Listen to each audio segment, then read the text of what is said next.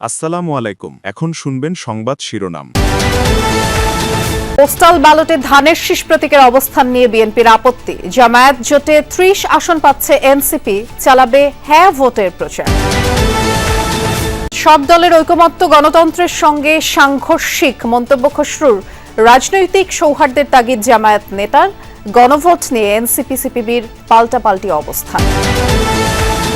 ঢাকায় পৌর নেতা মৃত্যুর ঘটনায় সেনাপ্রধানের হস্তক্ষেপ চাইলেন মির্জা ফখরুল। সংশ্লিষ্টদের প্রত্যাহার ও তদন্ত কমিটি গঠন।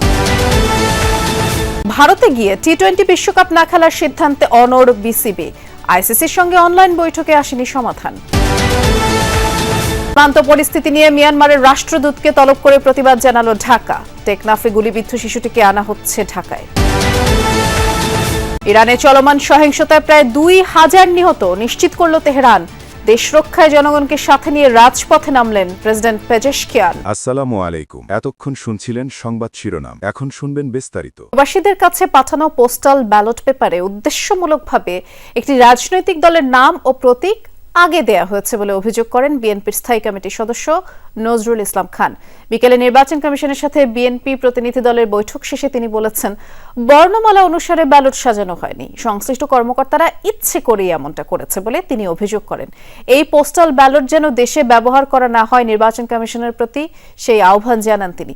এ সময় নজরুল ইসলাম খান বলেন, বিগত সরকারের অত্যাচারের কারণে অনেকে দ্বৈত নাগরিকত্ব নেন, এখন তাদের প্রার্থিতা বাতিল করলে অন্যায় হবে।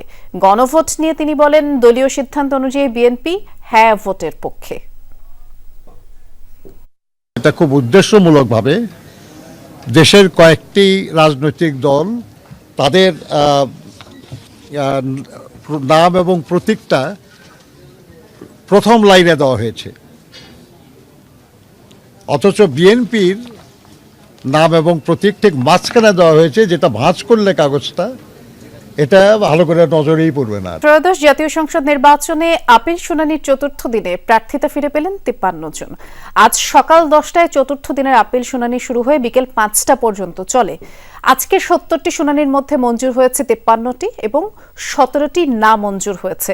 নোয়াখালী ৫ আসন থেকে কামাল উদ্দিন পাটোয়ারি জেএসডি প্রার্থিতা বাতিল ঘোষণা করা হয়েছে। জামায়াত থেকে নোয়াখালী ৫ আসনে মোহাম্মদ বেলায়েত হোসেন, কুমিল্লা ৩ আসনে মোহাম্মদ ইউসুফ সোহেলের প্রার্থিতা বৈধ ঘোষণা করা হয়েছে। আজ ২১১ থেকে ২৮০ নম্বর আপিলের শুনানি অনুষ্ঠিত হয়, আর আগামী ১৮ জানুয়ারি পর্যন্ত এই আপিলের শুনানি চলবে। ইনকাম ট্যাক্সের সাথে সম্পদের বিবরণের সাথে কিছুটা গরমিল থাকার কারণে আমাকে রিটার্নিং অফিসার বাতিল করছে। আমি আশা রাখি ইনশাল্লাহ আমাদের প্রার্থিতা আজকে ফিরে পাবো। আমি আশা করি মাননীয় নির্বাচন কমিশনের পক্ষ থেকে ন্যায় বিচার পাবো। আয়করের রিটার্ন আমরা জমা দিই না, যেহেতু টিন আমাদের নতুন ছিল, আমাদের জানা ছিল না বিষয়টা পরিপূর্ণভাবে। আমার যে মনের আশা, এই আশাটা যেন আলহামদুলিল্লাহ আল্লাহ পূরণ করে এবং আপিল শুনানিতে আমার রায় পেয়েছি। জামায়াত নেতৃত্বাধীন ১১ দলীয় জোটে এনসিপির জন্য ৩০টি আসন ছাড় দেয়া হচ্ছে বলে জানিয়েছেন এনসিপির মুখপাত্র ও নির্বাচন পরিচালনা কমিটির চেয়ারম্যান আসিফ মাহমুদ সজীব ভুঁইয়া। বাকি ২৭০ আসনে অ্যাম্বাসেডর থাকবে দলটির, যারা গণভোটে হ্যাঁ ভোটের প্রচারণা করবেন। আর পদত্যাগ করা নেতারা একদিন ঠিকই ফিরে আসবে বলে আশা করছে দলটি। আসসালামু আলাইকুম, ভালো আছেন আপনারা? ত্রয়োদশ জাতীয় সংসদ নির্বাচনের আর বাকি মাত্র ১ মাস। এরই মধ্যে দলীয় প্রার্থীরা যে যার মতো মাঠ তৈরিতে ব্যস্ত। চলছে আসন সমঝোতা। জাতীয় নাগরিক পার্টি এনসিপি শুরুতে ১২৫ আসনে প্রার্থী ঘোষণা করেন। এর আগে এবি পার্টি আর রাষ্ট্র সংস্কার আন্দোলনের সাথে জোট করে দলটি। এর কদিন পরই সিদ্ধান্ত পাল্টে যোগ দেয় জামায়াতে ইসলামীর জোটে। দলটি জামায়াতের সঙ্গে জোট করায় আদর্শিক প্রশ্নে পদত্যাগ করেন এনসিপির অন্তত ২০ নেতা। ১২৫ আসনে প্রার্থী ঘোষণা করলেও শেষমেশ মনোনয়ন সংগ্রহ করেন ৪৪ জন। স্থগিত হয় ২ জনের, তারা আপিলও করছেন। ১১ দলীয় জোটের চূড়ান্ত আসন সমঝোতা এখনও ঘোষণা হয়নি। এনসিপির মুখপাত্র ও নির্বাচন পরিচালনা কমিটির চেয়ারম্যান আসিফ মাহমুদ জানালেন, শেষমেশ ৩০ আসনে লড়ছে তাদের দল। আমরা যে ১১ দলীয় জোট হচ্ছে, সেখানে সেই জোটের পক্ষ থেকে ৩০টি আসনে এনসিপি প্রতিদ্বন্দ্বিতা করবে এবং ২৭০টি আসনে আমাদের যে সাংগঠনিক ভাবে যারা আছেন এনসিপির সবাই জোটের পক্ষ থেকে যে প্রার্থী থাকবে, জোটের অন্যান্য দলের পক্ষ থেকে সেই প্রার্থীর পক্ষেই প্রচারণা করবেন, ১১ দলীয় জোটের জন্য ভোট চাইবেন। মনোনয়ন বৈধ হওয়া বাকিরা প্রার্থিতা প্রত্যাহার করতে পারেন। দেশের স্বার্থে নেতাকর্মীরা এতে অসন্তুষ্ট হবেন না বলেও মনে করছে দলটি। 30টা আসন ছাড়া বাকি সবাইকেই আসলে নিবৃত করতে হয়েছে এবং আমাদের সকল প্রার্থী দলের স্বার্থে এবং বৃহত্তর জাতীয় স্বার্থে যেটার জন্য আমরা জোট করেছি তারা সেটা মেনে নিয়েছেন। আসিফ মাহমুদ জানান, জামায়াতের সাথে জোট করায় যারা পদত্যাগ করেছেন তাদের ফেরাতে আলোচনা চলছে, কিন্তু যে কারণে পদত্যাগ তা বহাল থাকার পরও কেন তারা ফিরবেন এ প্রশ্নে এনসিপির জবাব, এই জোটটা মূলত সংস্কারের পক্ষের জোট এবং আধিপত্যবাদের বিরুদ্ধে জোট। তাড়াহুড়োর মধ্যে হওয়ার কারণে খুব এখানে প্রক্রিয়াগত অনেক ছিল। আমি যদিও পরবর্তীতে দলে এসেছি, তো এটা আমাদের নেতাকর্মীদের সাথে ওইভাবে কনসালটেশনটা করারও সুযোগটা আসলে হয়ে ওঠেনি। আমরা তাদের সাথে কথা বলছি, তারা আমাদের এনসিপির অ্যাসেট বলে আমরা মনে করি। ভোটের মাঠে এখনো প্রশাসনের একটা বড় অংশ একটি দলের দিকেই ঝুঁকে আছে বলে অভিযোগ এনসিপির। আমরা দেখছি যে একটা নির্দিষ্ট পার্টির দিকে সরকারি কর্মকর্তা থেকে শুরু করে সোসাইটির বিভিন্ন এবং সরকারের বিভিন্ন অংশ একদিকে ঝুঁকে পড়ছে বলে আমরা মনে করছি। তো এটাকে আমরা লেভেল প্লেইং ফিল্ডের জন্য একটা অশনি সংকেত বলে মনে করি।